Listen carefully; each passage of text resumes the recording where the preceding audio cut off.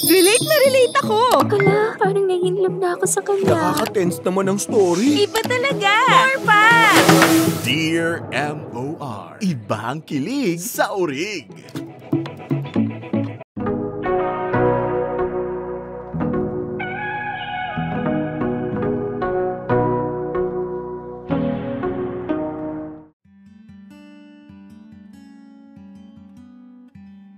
Dear MOR, magandang araw mga kamorkada. Hello rin sa lahat ng fans nyo na nakikinig ngayong araw. Itago nyo na lang ako sa pangalang Lani, 25 years old, nagtatrabaho bilang pharmacist sa isang drugstore dito sa amin sa Valenzuela. Panganay ako sa 2 magkapatid.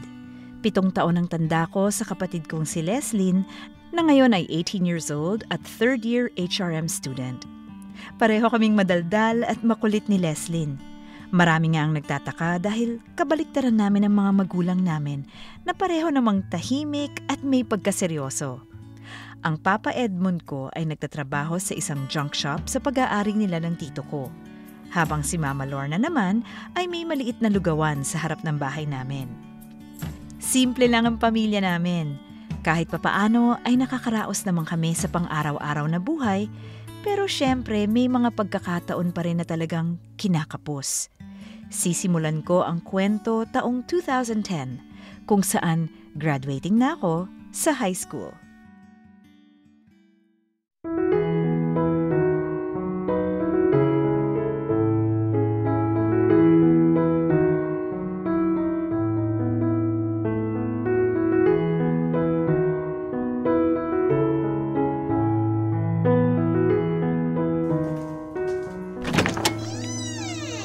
Na po ako, Ma, Pa.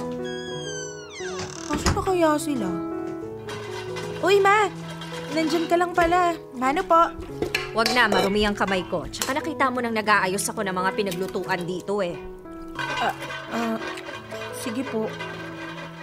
Si Papa po pala? Nasa junk shop. Ah, ganun po ba? Mga anong oras po siya uuwi? Aba, anong malay ko doon? May sasabihin po sana ako sa inyong dalawa eh. Bakit? Ano na naman bang kailangan mo? Naku baka dagdag gastos na naman yan. Ngayon pa lang sinasabi ko na sa'yo, napakarami pa nating kailangang bayaran. Ano po, tungkol kasi sa graduation meeting kanina, sabi po sa akin ng teacher namin, mas okay kung kayo pong magulang ang pupunta. Mas maiintindihan daw po. Aba, sabihin mo rin dyan sa teacher mo na a-attend ako pero siyang pumalit sa akin sa tindahan. Makapagturo naman. Ano pa bang pinagkaiba kung estudyante o magulang ang pupunta?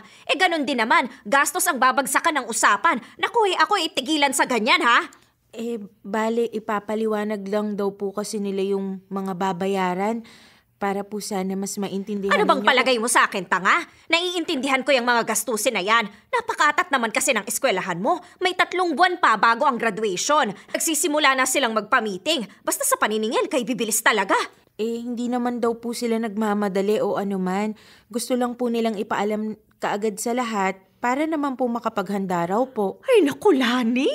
Tigilan mo na nga ako sa mga ganyang usapan. Hindi ako ipinanganak kahapon para hindi ko pa malaman ang galawan ng mga teacher na yan. Doon ka sa papa mo magsabi. Ay naku, wag mo akong bubuntong hiningahan dyan Puro gastos na nga, magtatawag ka pa ng kamalasan. Dito pa sa harap ng mga gamit kong paninda. Pasensya na po. Ay, sige na, dun ka na. Pati ako hindi makapagtrabaho ng maayos dito eh. Saglit lang po, Ma. Yung baon ko po sana para bukas sa contest na pupuntahan ko. Kasi naubos na po yung allowance ko dun sa sunod-sunod na training namin. Ano? Ano na naman yan? Hindi ka na naubusan ng hihingin at sasabihin. Diyos ko naman! Pasensya na po kayo. Medyo malayo po kasi yung lalabanan naming eskwelahan bukas. Nung nanghingi po ako kay Papa nung nakaraan, sabi sa'yo raw po muna ako manghingi. Aba, magaling! Saan mo ako pakukuhanin? Aber, sige nga! Kakabayad ko lang ng mga utang natin kanina. Kaya nga nakabukod na yung baon nyo ni Leslyn, di ba? Bakit hindi mo pa pinagkasya? Tapos ngayon ako ang gigipitin mo. Baka akala nyo ganun lang kadali mag-budget ng pera. Kung makahingi ka dyan, ganun-ganun na lang. Hindi naman po sa ganun, Mama. Naubos lang din po talaga kasi marami po kaming project na ipinasa nung nakaraan Tinipid ko naman po yung allowance ko hanggat sa... Nagtipid ka pa ng lagay na yan? Ako nga tigil-tigilan mo, Lani. Kapag sinabi kong wala akong maibibigay sa'yo, wala. Kahit pigain mo pa ako dito, wala kang mapapala sa akin. Sinabi na nga wala! Napakakulit mo kahit kailan. Kung wala ka ng baon, huwag ka na lang pumasok. May contest ka pa kasing nalalaman eh.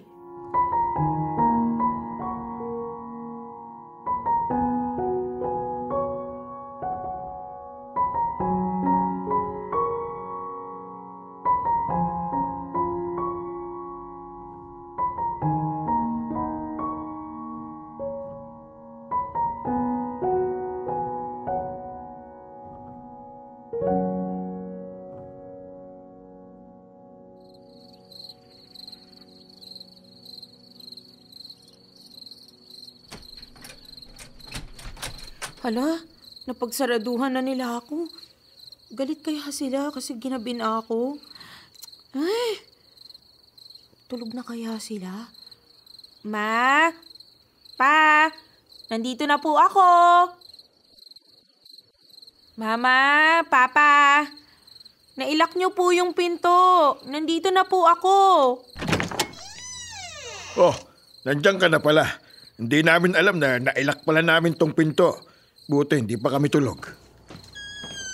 Pasensya na po. Late na po kasing natapos yung awarding. Tapos na-traffic pa po kami. Sila ni pala yung kumakatok eh. Ay, akala ko naman kung sino na. Akala ko po galit na kayo kasi ginabi ako. Bakit? Kailan ba kami nagalit na ginabi ka ng uwi? Kahit saan ka pa pumunta o anong oras ka umuwi, bahala ka. Ang sa amin lang, umuwi ka pa rin ng bahay, yun lang. Oo, tama ang mama mo. May sariling isip ka naman. Oh, teka. Paano na naman yung mga mata mo? Bakit namumula yata? Talo po kasi ako kanina. Yun lang ba? Ayos lang yan. Sus, akala ko naman kung ano na. Sorry po sa inyo. Hiyang-hiya nga po ako kanina kasi ako lang po yung natalo sa amin. Sobrang nakakahiya sa teacher ko na nag-train po sa akin. Nag-review naman din ako ng mabuti pero kahit 10th place hindi ko man lang nakuha. Ay, Diyos kong bata to. Anong mapapala mo sa pag-iyak dyan? Mababawi ba niya ng pagkatalo mo? Para kang tanga. Yan naman anak. Parang contest lang yan. Iiyakan mo pa. May pasali-sali ka pa kasi sa mga contest na yan eh. Akala mo naman may napapala ka. Buti sana kung napagkakakitaan mo yan. Nalulungkot lang naman po ako. Tsaka, huling contest ko na po to bago graduate pero natalo pa ako. Kesyo una o huli mo pa yan, tumahan ka nga dyan. Walang mangyayari sa buhay mo kung maliit at walang kwentang bagay iniiyakan mo agad. Nagsasayang ka lang ng luha. Nanghihinayang lang din naman po ako eh. Ay, ewan ko sa'yo. Ako nga'y matutulog na, bahala ka dyan. Tumigil ka na dyan, Lani. Itulog mo na lang yan. At ako manonood lang ng basketball. Baka hindi ko maintindihan kapag naririnig ko pa yung iyak mo.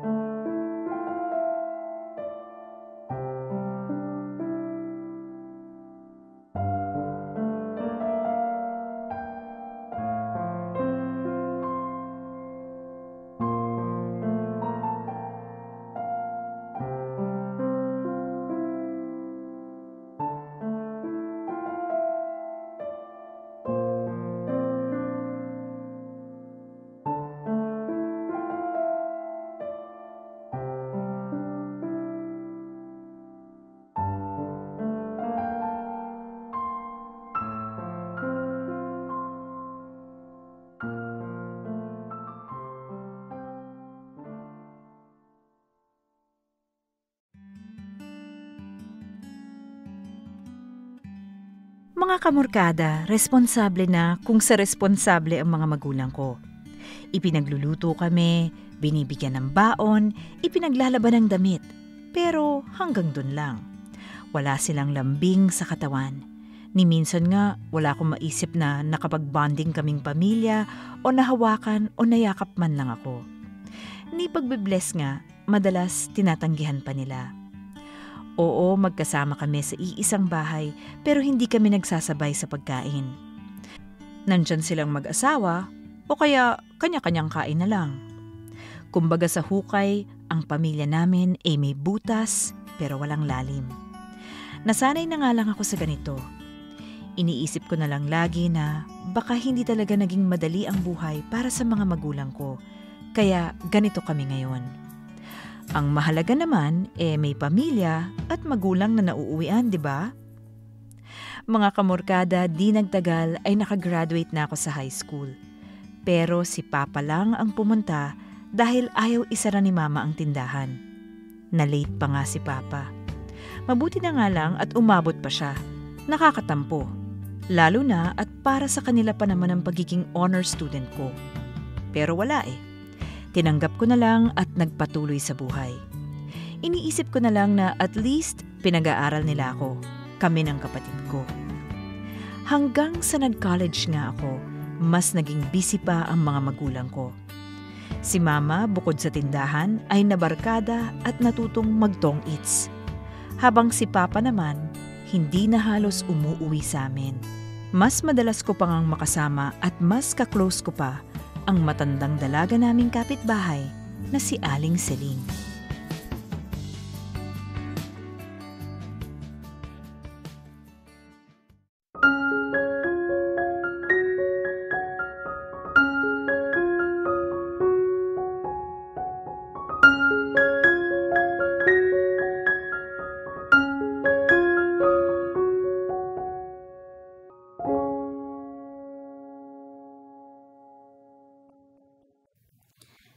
Aling Siling! Aling Siling, tao po! Oh, Lani, ikaw pala yan. Nako, ikaw talaga. Ano na naman yung dala mo, ha? Halika dito sa loob. Tinola lang po tong dala ko. Naisip kong dalhan kayo bago pa po lumamig. Nananghalian na po ba kayo? Aba, saktong-sakto nga kamong dating mo at nagsisimula na akong kumain. Halika rito. Sabayan mo na ako. May tortang talong ako.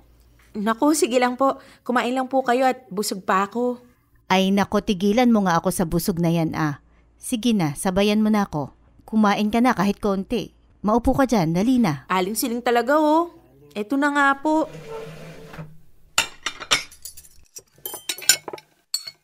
Kain lang ng kain, ha? Po, huwag niyo na po akong intindihin dito. Ngayon na nga lang po ulit kita napuntahan Ako pa po yung inaalala ninyo. Kumusta naman po ba kayo? Ayos naman ako. Wala namang bago sa akin. Ikaw nga itong dapat kong kamustahin. Kayo ng kapatid mo. Kayo ng pamilya mo. Alam ko namang hindi madali ang pinagdadaanan nyo ngayon. Po? Ano pong ibig niyong sabihin? Ha? Di ba ano? Ano po? Anong meron sa amin? Diyos ko, hindi mo pa pala alam? Ang akala ko alam mo, dahil halos lahat ng tao dito sa atin alam Kalimutan mo na lang na sinabi ko. Wag mo na lang akong pansinin, anak. Kalimutan? Wag pansinin? Mukhang may dapat akong malaman Saka, pamilya ko yung sangkot sa sinabi ninyo, kaya ano po ba yun? Anong nangyayari sa pamilya ko para masabi niyong hindi madali yung pinagdadaanan namin ngayon? Oo nga. Pero kasi parang wala naman ako sa lugar para magsabi sa'yo ng tungkol dito. Hindi ako ang dapat magsabi sa'yo. Mahalaga po ba kung kanino ko pa po malalaman kung ano man yan? Ano nga po meron, Aling Siling? Karapatan ko naman po sigurong malaman kasi pamilya ko po yung pinag-uusapan dito, di ba? Alam ko. Pero kasi... Pwede po bang diretsahin nyo na lang? Sabihin nyo na. Mas nahihirapan ako kapag ganyan Sige na po, Aling Siling, please. Sabihin nyo na lang. Oo na. Sige na, eto na. Yung mama at papa mo, mahigit 1 buwan ng hiwalay. Hiwalay? Pasensya ka na, anak. Buong akala ko talaga alam mo. Hindi, wala. Paano ko malalaman kung wala namang sinasabi yung mga magulang ko sa akin? O baka nga wala silang balak magsabi. Kumalma ka. Nakakasama na kasi ng loob. Anong klaseng pamilya ba kami? O pamilya nga ba kami? Bakit yung mga ganitong bagay sa iba ko pa nalalaman? Hindi ko rin masasagot yan, anak. Basta ito lang ang masasabi ko sa'yo. Kung makikipag-usap ka sa kanila, makipag-usap ka ng maayos at mahinahon.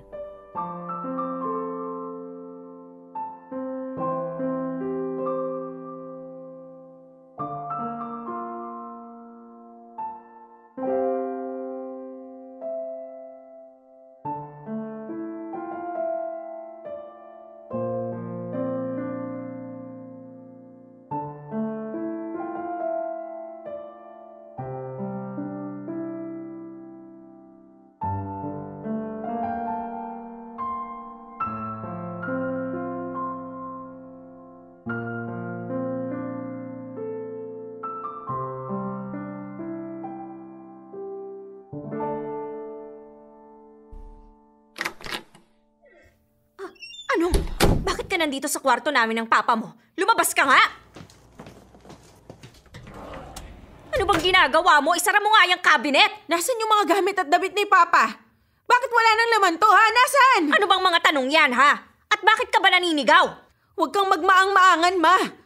Alam ko na yung totoo. Buong akala ko, trabaho ang dahilan kung bakit hindi na halos umuwi si Papa dito. Yun pala, naghiwalay na kayo. Mahigit 1 buwan na kayong hiwalay pero kaming mga anak nyo, wala pa kaming kaalam-alam sa mga nangyayari. Oo, sige. Inaamin ko, hiwalay na nga kami. O tapos, ano naman ngayon? Ha?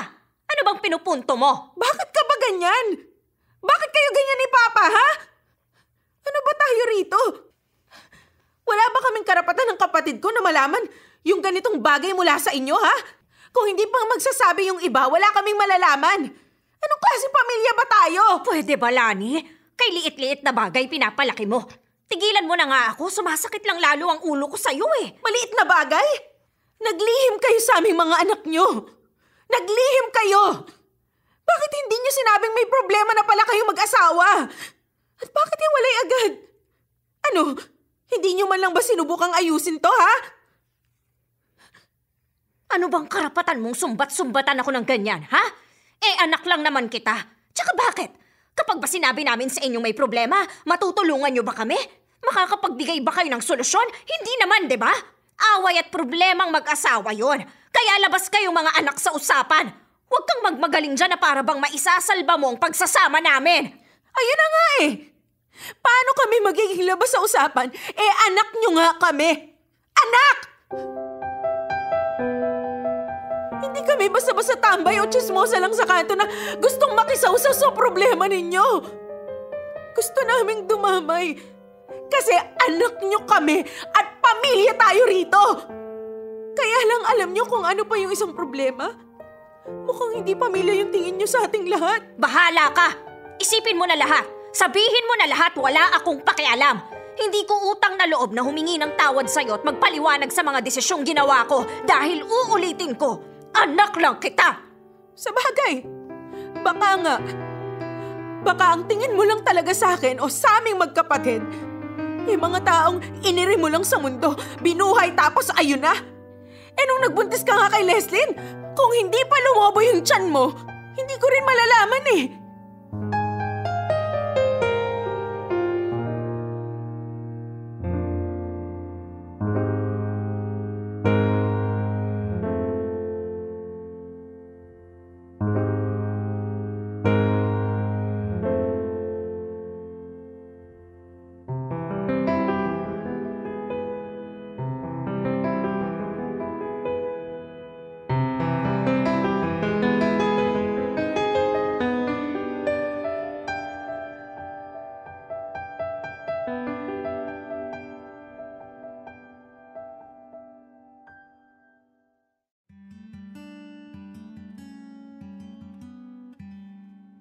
Mga kamorkada, dito na nagsimula ang sama ng loob ko sa mga magulang ko. Minsan nga, iniisip ko na baka ampon ako o kaming magkapatid, kaya sila ganito. Pero hindi naman. Hindi ko maintindihan. Sa paghihiwalay nilang yon, pakiramdam ko trinaydor ako ng sarili kong mga magulang. Ang sakit. Ang hirap tanggapin.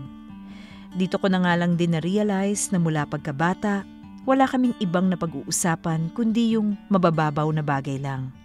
Kung anong kailangan sa bahay o sa eskwelahan. Pero yung kumustahan bilang pamilya, wala. Ni minsan, wala. Ilang beses akong sumubok ng ganoon na gusto kong ikwento sa kanila ang mga nangyari sa araw ko, pero ramdam kong wala yung kagustuhang makinig at makipag-usap bukod kay Leslyn. Kaya bakit ko pa itutuloy, di ba? Si Papa nga, mas may oras pang magbutingting sa junk shop kesa sa aming mga anak niya.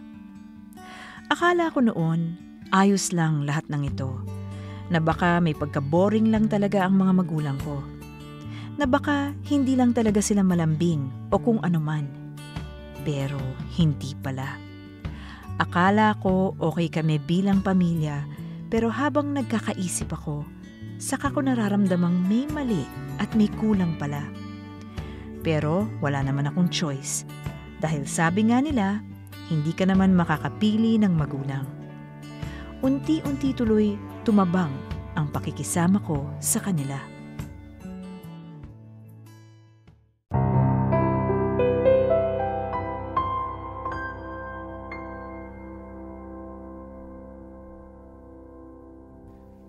Amin na sabi ang pera ko eh. Ibigay mo na. Wala na nga sabi, nagastos na nga sa mga bata. Bakit ba ang kulit mo?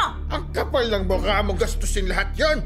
Hati tayo sa perang yun ah. Pinag-aipunan ko rin yun. Oo, inipon natin. Inipon para sa mga bata. Hindi para bawiin mo ngayong hiwalay na tayo. Sino ba nakipaghiwalay? Ikaw, di ba? Di ba? Pwede ba, Edmond? Mabuti pa, umalis ka na lang. Lasing ka, gabi na, nakakabulahaw ka pa. Hindi. Hindi ako aalis dito hanggang hindi mo binibigay ang pera ko. Ate, anong gagawin natin? Nag-aaway sila Mama at Papa. Hayaan mo sila. Sabi nga ni Mama, away mag-asawa yan eh. Eh di bahala sila. Pero ate, natatakot ako. Nagsisigawan na sila. Sabi kasi sa'yo eh, gayahin mo ko. Magtakip ka na lang din ng unan sa tenga mo para hindi mo gaanong marinig. Magbingi-bingihan ka na lang tapos matulog ka na. Pero ate, di ba dapat awatin na natin sila? Huwag ka na nga makulit. Titigil din yung mga yan kapag napagod na sila. Huwag mo na lang pansinin. Natatakot ako eh. Shh! Ano ka ba? Wala lang yun. Nag-uusap lang sila. Sige na, matulog na tayo. Malalaki na sila. Alam na nila yung dapat nilang gawin. Titigil din yung mga yan. Sige, subukan mong lumapit sa akin. Sige! Ate! Ano yun, ate? May mga kumakalabog. Anong gagawin natin, ate? Ay, naku, puwisit naman. Hindi ba sila mapapagod sa pag-aaway nila? Kung pwede lang maging bingi na lang ako sa ganitong pagkakataon eh. Nakakainis! Ate! Ate, ano nang gagawin natin? Baka kung ano nang nangyayari sa kanila.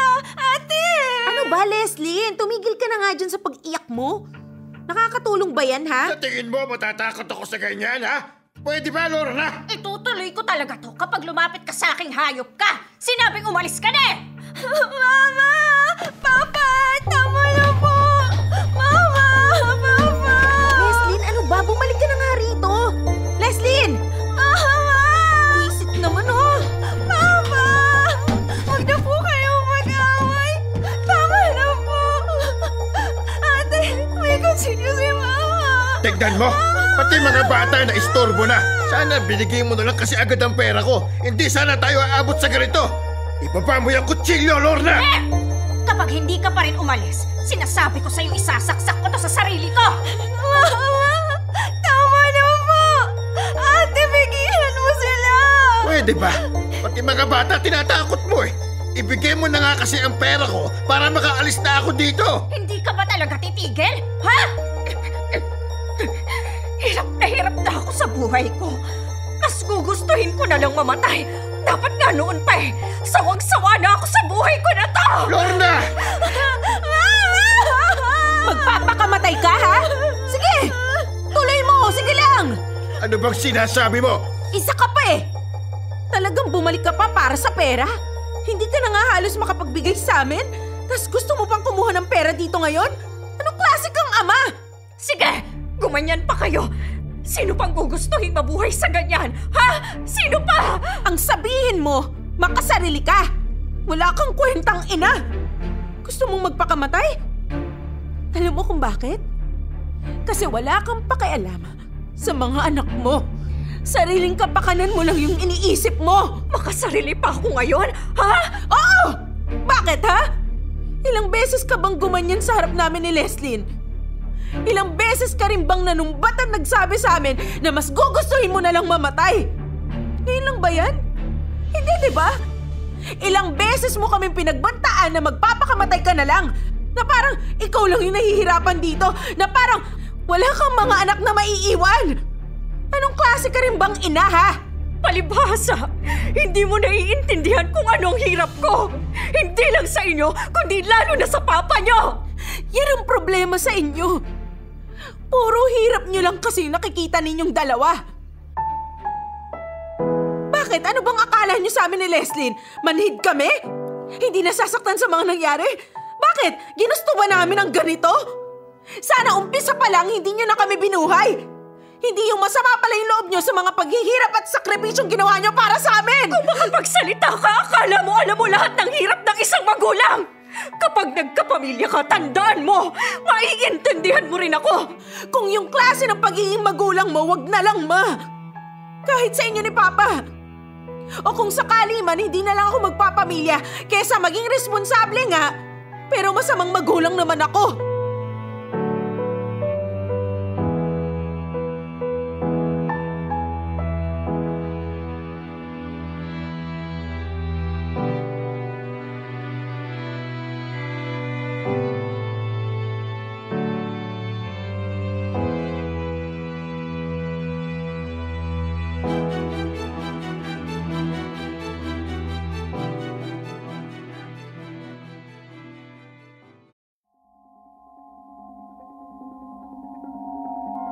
Isang araw na naman ang lumipas. Isang araw na naman ang parating. Nakatitig sa kisaming madilim. Di alam kung saan ibabaling itong pagkahumaling. Mga matay kay hirap ipikit. Hindi mo kailangang magmukmok sa isang kwartong wala namang sagot sa mga tanong. Lumabas ka, tagay maglakad-lakad sa isang daan na may patutunguhan. Ikaw may nabibiyak, ika'y di nag-iisa, lahat ay di pa huli. Isang araw na naman ang lumipas. Isang araw na naman ang parating.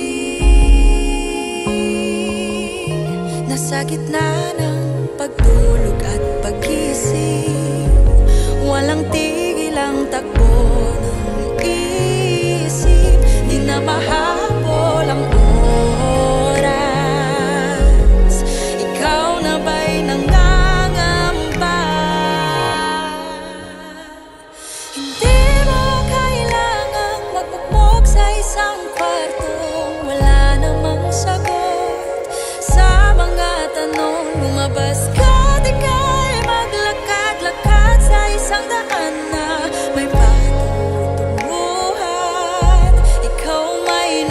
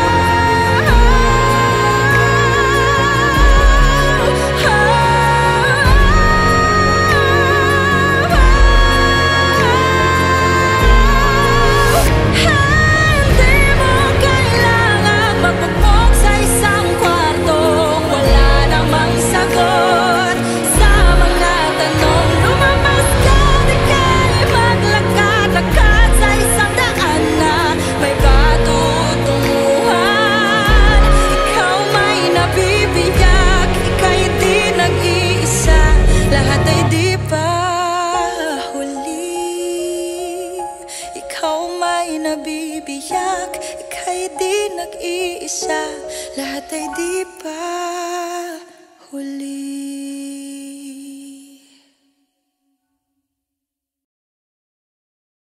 Dear MOR Classics. Ang mga kwento noon, ngayon. Dear MOR Matabang. Mga kamorkada, dahil sa nangyari ay mas nadagdagan pa ang hinanakit ko sa mga magulang ko.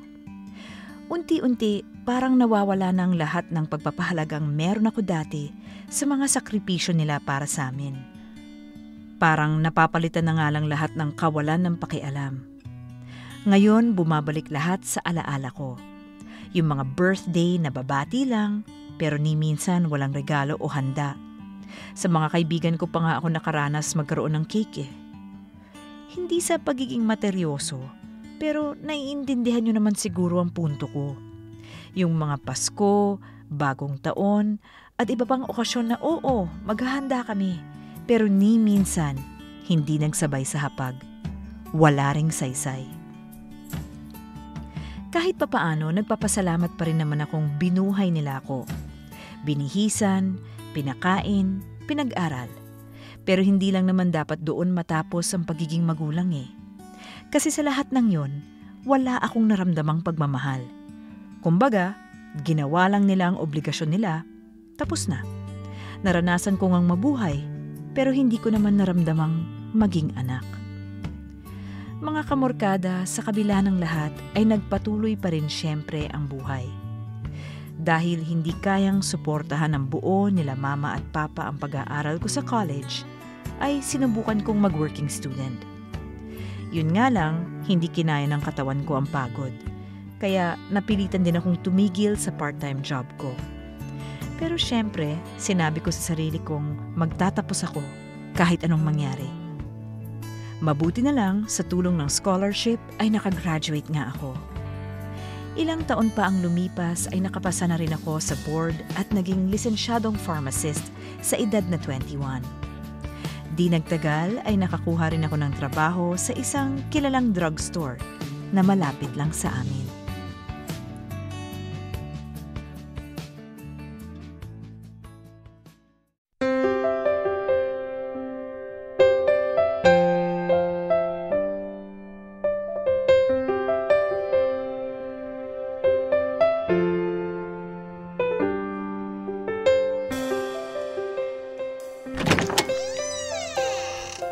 Nandito na ako. Ma? Oh, anong tinatayo-tayo mo dyan sa gilid? May itatanong lang kasi sana ako sa inyo. Pansin ko kasi ilang araw na kayong hindi nagtitinda. Ilang araw na nga. Bakit? Para saan pa ang pagtitinda ko? Anong ibig niyong sabihin? Graduate ka na. Higit sa lahat may trabaho ka na. Ibig sabihin, tapos na ang obligasyon ko sa'yo. Ikaw naman ngayon ang maghahanap buhay para sa atin. Ano? Aba, oras na para magpahinga naman ako sa pagtatrabaho. Hindi naman pwedeng buong buhay na lang akong nagtitinda ng lugaw dyan. Tumatanda na rin ako. Ayokong makamatayan ko ng pagtitinda. Hindi ko naman sinasabing magtitinda ka na lang ng lugaw habang buhay eh. Kaya nga tumigil na ako. Dapat sa akin pahinga at pasyal na lang. Pero paano naman yung iba nating gastusin, Ma? Nagsisimula pa lang ako sa trabaho, baka hindi ko kayanin lahat. Tapos nag-aaral pa si Leslyn. Bakit naman hindi kakayanin lahat? Kaya ka nga nagtapos at nag-aaral sa magandang eskwelahan para makakuha ka ng magandang trabaho na may malaking sweldo. Pero hindi naman agad-agad malaki ang sweldo ko, Ma. Bago pa lang ako. Hindi ko naman sinabing malaki na agad ngayon Pero sigurado ako na kumpara sa kinikita namin ng papa mo dati, di hamak na mas malaki ang kikitain mo. Paano kayo nakakasiguro? Isa pa, may mga magiging gastos din ako tulad ng allowance ko. Hindi naman lahat maibibigay ko sa inyo Di mainam. Ngayon pa lang matututo ka ng mag-budget. Maintindihan mo ng hirap na sinasabi ko noon. Pero Ma, hindi ko pa kakayanin to lahat ngayon. Baka pwedeng bigyan nyo na muna ako ng panahon bago kayo tuluyang tumigil sa lugawan. Hindi kita pinagtapos para lang panghinaan ng loob na ganyan. Umayos ka nga. Ilang taon na akong kumakayod. Baka gusto mo naman akong pagpahingahin. Oo nga, pero wag muna ngayon, Ma.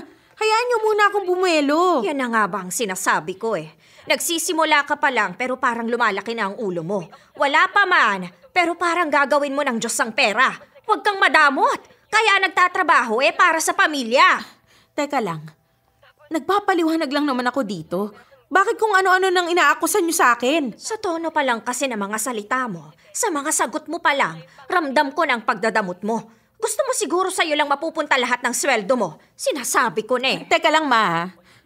Sarado talaga yung isip niyo sa paliwanag ko eh. Ako pa ngayon ang sarado ang utak? Abalani, umayos-ayos ka sa mga salita mo ha. Hindi porket nagkatrabaho ka, pwede mo na akong pagsalitaan ng mga ganyan. Bahala nga kayo sa gusto niyong isipin. Alam mo, simple lang naman kasi tong usapan. Pinapahirap mo lang. Basta mag-aabot ka lang sa akin ng panggastos tuwing sweldo mo, tapos. Planado niyo na lahat, ano? Ano na namang sinasabi mo? Wala ho. Sige, bahala na. Tingnan natin kung saan lang aabutin yung sweldo ko na akala niyo malaki. Magbibigay ako sa'yo ng mga listahan ng gastusin. Kasama ang mga gastos ni Leslyn para alam mo kung magkano ang ibibigay sa akin. Ay, ibang klase. Hindi pa nga nangingitlog yung manok, binibilang na kaagad yung itlog. Ano ka mo? Wala ho.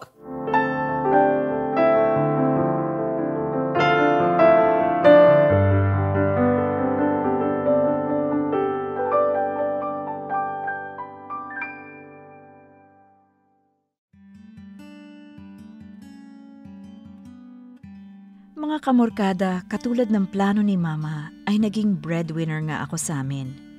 Minsan, pati si Papa ay nakikipagkita rin sa akin para lang humingi ng pera. Para bang inaasahan nila at ng ibang mga tao na tuwing sasapit ang A15 at katapusan ng buwan ay may milyonarya silang anak. Mabuti na nga lang at kinakaya ko naman pasanin lahat ng gastusin namin kahit papaano. Wala nga lang akong ipon para sa sarili ko. Pero syempre, wala naman akong choice kung hindi tumulong dahil obligasyon ko rin naman to bilang anak.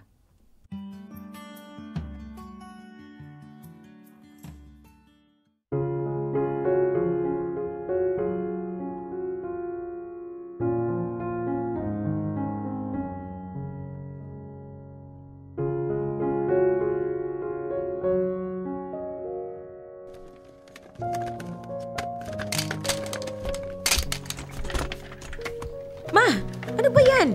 Kanina pa may kumakalabog dyan ah. Ang ingay-ingay. Ayan na naman oh. Ano ba yan? Sira na kasi tong salamin ko sa mata eh. Nilagyan ko lang ng scotch tape para magamit ko pa rin. Tsaka parang tumaas na naman ang grado. Sira na naman? Halos 3 linggo pa lang yan mula nung pinagawa natin ah. Di ba nga bumagsak? Diyos mio, hindi kasi kayo nag-iingat eh. Paano kayang gagawin ko sa nalaglag eh? Tsaka parang hindi na rin nga sukat sa grado ng mata ko. Paano nyo nasabing hindi na sukat? Ilang linggo pa lang tumaas na kaagad yung grado nyo? Nahihilo ako eh. Hindi ko nga malaman kung sa mata ba ang hilo na to o may iba pang pinanggagalingan. Kaya nga sabi ko sa'yo parang gusto kong magpa-check up kung ano-ano nang nararamdaman ko sa katawan ko eh. Ay nga pala, malapit na akong mag-anak sa kasal ha. Kailan mo ba ako ipagre-renta o kaya ibibili ng gown? Tsaka yung ibibigay ko medyo lakihan mo sana para hindi naman nakakahiya. Hindi ba pwede manghiram na lang kayo ng gown? Sa mga kapatid o kaya sa kumari nyo? Dagdag gastos lang yun eh. Malapit na rin yung bayaran ng tuition ni Leslyn. Nakakahiya naman manghiram. Tsaka minsan lang naman ako mag-anak sa kasal. Yung iba ko ngang kasama na magnininang din, ang susosyal. May mga sasakyan pang dala. Ako makikisabay na lang. Iba naman kayo sa kanila, Ma. Hindi nyo kailangang makipagsabayan. Baka marami silang pera, tayo wala. Minsan lang naman, hindi mo pa ako mapagbigyan. Tsaka nga pala, baka makalimutan mo, andyan na yung bill ng kuryente at tubig ha. Nilagay ko na sa kwarto mo. Tapos anak, kasi naisanla ko yung 2 kwintas ko, di ba? Baka naman pwedeng matubos ko na rin. Pwede ba ho, isa-isa lang? Saka kahit ipamukha nyo sa akin lahat ng gastos ngayon, wala pa akong ipambabayad kasi nga wala pa akong sweldo. Ang kulit nyo naman eh. Kung meron man, hindi nyo na ako kailangang paalalahanan pa. Para tayong sirang plaka dito. Isang tugtog, penging gastos, nakakarindi kayo ah. Bakit? Hinihingi ko na ba yung pera sa'yo? Hindi naman, di ba? Sinasabi ko lang yung mga kailangan. Ganun na rin ho yun. Bakit nyo ba sinasabi? Para ipaalala. Oh, bakit nyo ipapaalala para magbigay ako ng pera? Kabisado na kita, ma. Kaya kung pwede lang ho, bawasan nyo na rin ho yung daing nyo minsan. Kahit walang sakit, magkakasakit kayo para manghingi kayo ng pera. Diyos ko naman, ma. O tapos, ganyan ka na lang talaga sumagot-sagot sa akin, ano? Wala ka na talagang respeto. Oh, paano naman napunta sa respeto yung usapan? Nagmamalaki ka na. Porque ikaw ang nag-aakyat ng pera dito sa bahay, pabalang ka na lang sumagot. Ang taas na ng tingin mo sa sarili mo. Pero sige, responsableng anak ka nga, tumutulong ka nga, nagbibigay ka nga, pero ginagawa mo lang naman lahat kasi kailangan, kasi wala kang choice. Pero ginagawa mo ba dahil mahal mo kami? Hindi! Wow! Sa inyo pa talaga nang galing yan, ha? Pagmamahal? Respeto? Kung ganyan man ako tulad ng sinasabi ninyo, baka dahil nagmana lang ako sa inyo. Responsable, pero walang puso. Ang kapal ng mukha mo! Bakit? Totoo naman, ah. Hindi kita pinalaki na! Tama na nga ho! Sawang-sawa na akong marinig yung paulit-ulit ninyong linya. Lani! Kinakausap pa kita! Bumalik ka rito! Lani!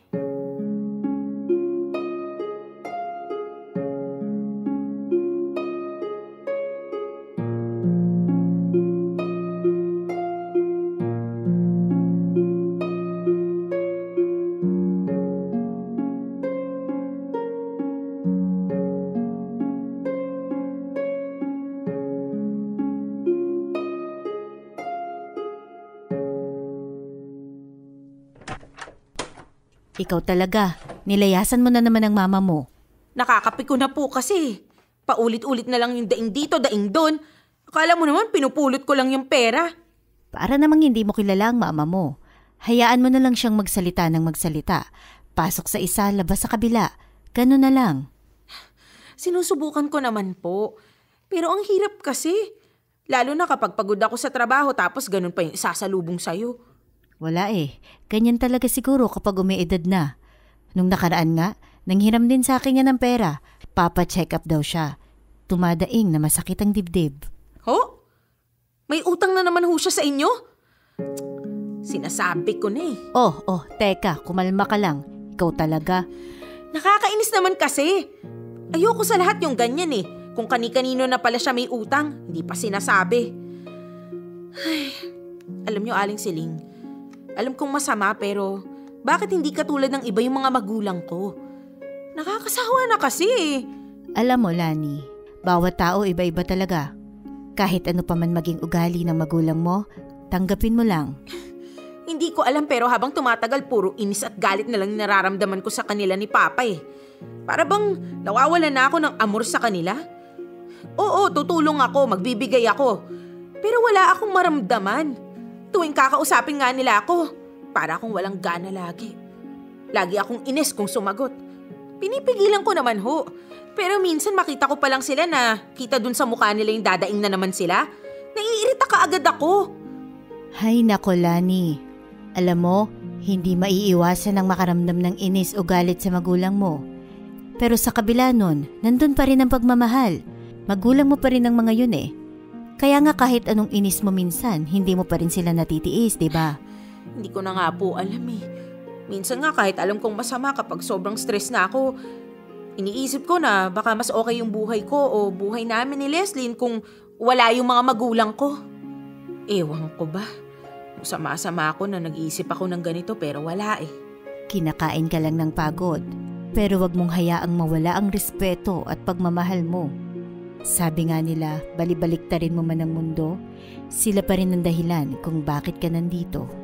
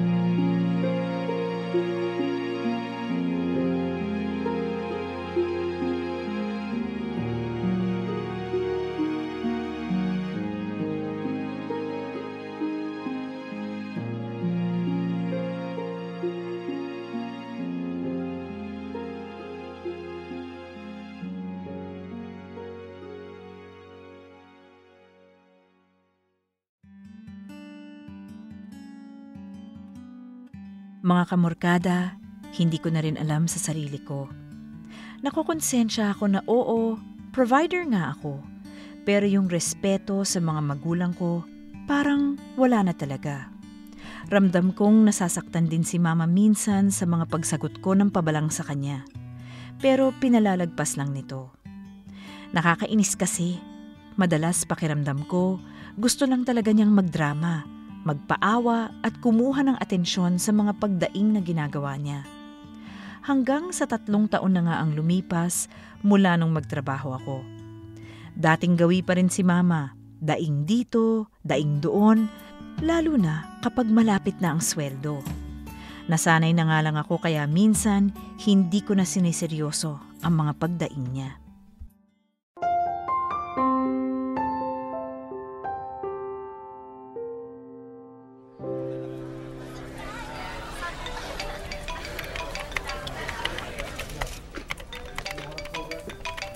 Ano ba naman tong si Mama? Nakakainis. Kanina pa tawag ng tawag, kitang nasa trabaho ako eh. Ay, naku. Ano naman kayang gusto nito? Hindi man lang makaramdam na baka busy ako rito. Kainis. Baka kung ano-ano na namang ipapabili nun porkit uwian na. Bahala ka nga dyan. Ay, naku. Ayaw talaga akong tantanan. Ito na, sasagutin na. Naku, 8 miss call na eh. Kainis. Hello, Ma. O ano? Ano na naman? Hello? Ate? Bakit ngayon ka lang sumagot? Oh, Leslyn, ikaw pala yan. Nasa trabaho kasi ko eh. Bakit ka ba tawag ng tawag at saka umiiyak ka ba? Ate, si Mama kasi. Si Mama, ate. Si Mama. Ha? Teka, anong si Mama? Hindi kita maintindihan eh. Tumahan ka nga. Si Mama! Si Mama! Ano ba? Puro ka naman Mama eh. Ano ang nangyari? Nasa ospital kami ngayon. Puntahan mo kami, ate. Puntahan mo kami. Ano? Ospital? O sige, hintayin niyo ako dyan.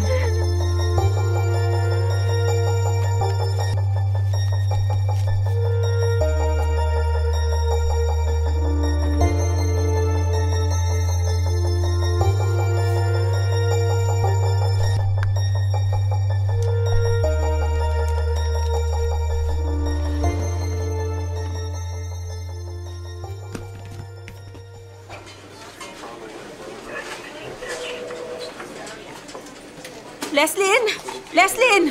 Ate! Ate! Si Mama! Ano bang nangyari? Nasaan ba siya? Wala na siya.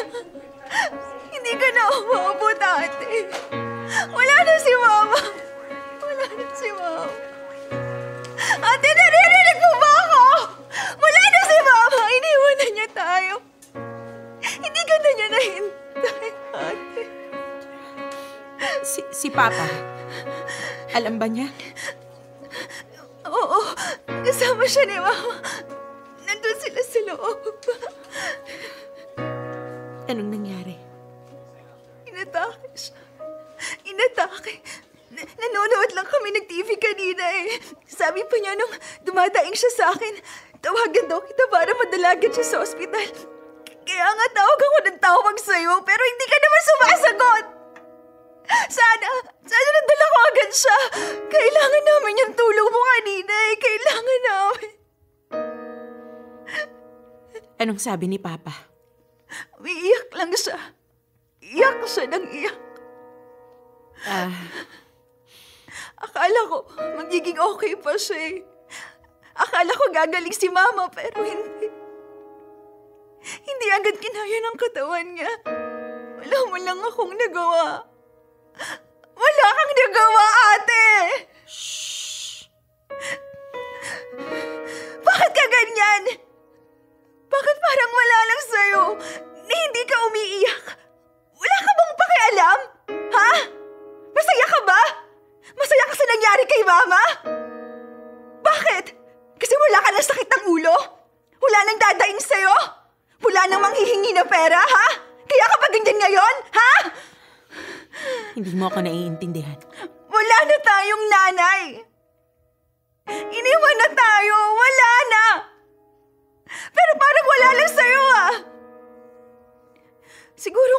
si Mama. Hindi mo sila mahal. Nagsusustento ka lang sa amin pero wala ka talagang respeto at pagmamahal sa puso mo!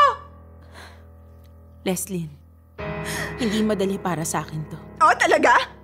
Baka nga mas dumali pa ang lahat sa'yo mula ngayon eh. Kasi nabawasan na ang nanghihingi ng pera sa'yo! Hindi totoo yan! Wala kang kwentang anak! Punong-puno ka ng pride mo! Ano bang alam mo sa nararamdaman ko, ha? Namatay si Mama! Namatay! Pero tingnan mo, wala kang kaya-reaksyon. Anong klase kang anak? Ha? Anong klase kang anak, ate? Kasalanan ko bang lumaki ko ng ganito? Na bato? Na matigas? Kasalanan ko ba, ha? Hindi mo nga siguro kasalanan kung hindi mo gusto ang naging paraan ng pagpapalaki ng magulang mo sa'yo. Ang kasalanan ay kung kahit sa huling pagkakataon, hindi mo makuhang maging anak sa magulang mo, ate.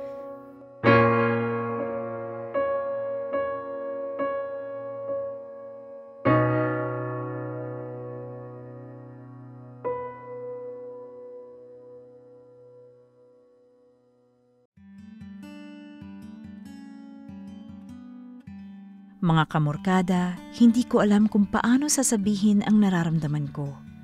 Kung may parte ba sa akin na magaan ang pakiramdam ko? Kung malulungkot ba ako o manghihinayang? Hindi ko alam. Halo-halo lang lahat. Nagagalit ang mga kamag-anak ko sa akin. Ilang beses akong napagsabihang walang kwentang anak. Pero anong gagawin ko? Kailangan ba talaga ng luha para lang maipakitang nagluluksa ka? Ang sama ko nga siguro sa paningin ng iba, pero anong magagawa ko kung wala akong maramdaman? Na parang nawalan na lang ako ng pakialam sa mga nangyayari. Kasalanan ba yon? Wala na ba talaga akong pagmamahal at respeto sa mama ko dahil lang dito? Hindi ko na alam. 1 taon na ang lumipas mula nang iwan kami ni Mama. Nagkaroon kami ng ilangan ni Leslyn dahil pa rin sa sagutan noon sa ospital. Sinubukan ko siyang suyuin noon, pero napagod na rin ako, kaya hinayaan ko na lang. Hindi ko namimiss si Mama, pero naaalala ko pa rin siya. Ramdam kong may kulang, pero hindi naman ako malungkot. Kung anong tawag sa nararamdaman ko, hindi ko na rin alam. Mga kamorkada, maraming salamat dahil hinayaan niyo kong ibahagi ang kwento ko sa inyong programa. Hindi man maganda ang pagtatapos nito, sana ay may napulot pa rin kayong aral sa istorya ko. God bless at more power. Nagpapasalamat, Lani.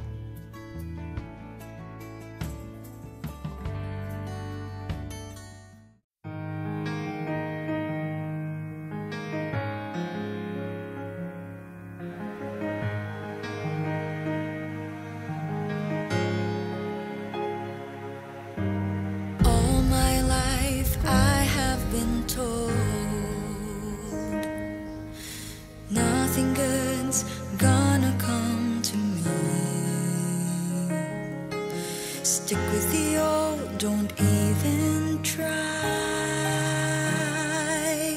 You are useless, that's my reality. But I refuse to give in to them. I know there's greatness in me. I'm not gonna be chained no I'm breaking myself free. I'm not backing down this time. I'm facing my destiny. I'm letting go of all my doubts. Then everyone will see. I'll be bold. I'll be fearless. I'll be strong, 'cause that's who I wanna be. I will fly in the never-ending sky. No one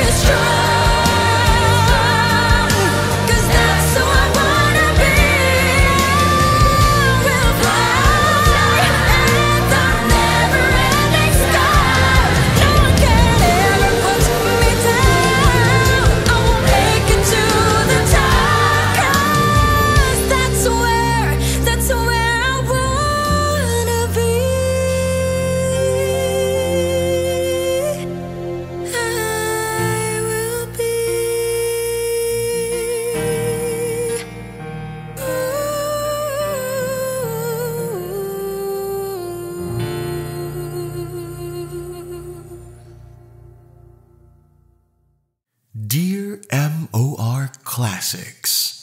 Ang mga kwento noon, ngayon. #Dear MOR Matabang.